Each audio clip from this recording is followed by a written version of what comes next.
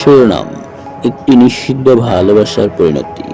একটা মেয়ে ছিল, আরেক ছিল একটা ছেলে।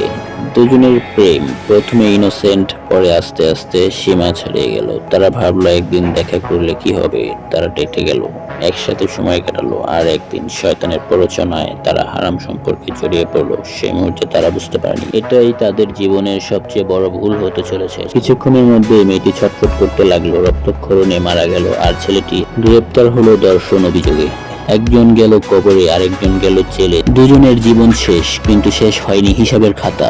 আল্লাহ তাআলা কোরআনে বলেন, তোমরা ব্যভিচারের কাছেও যেও না, নিশ্চয়ই এটি অশ্লীল কাজ এবং খুবই মন্দ পথ। সূরা আল ইসরা আয়াত ৩২। জিনা শুধু দেহের সম্পর্ক নয়, এটা আত্মার ধ্বংস, সমাজের ধ্বংস, ঈমানের ধ্বংস। রাসূলুল্লাহ সাল্লাল্লাহু আলাইহি ওয়াসাল্লাম বলেছেন, যে যেমন অবস্থায় মারা যায়, কিয়ামতের দিন তেমন অবস্থায় পুনরুত্থিত হবে। ভাবতে ভাই, যদি কেউ হারাম সম্পর্কের মধ্যে মৃত্যুবরণ করে, সে কি জবাব দেবে তার রবের সামনে? কবরের মাটিতে তখন কেউ থাকবে না, না প্রেম, না বন্ধুত্ব, না ভালোবাসা।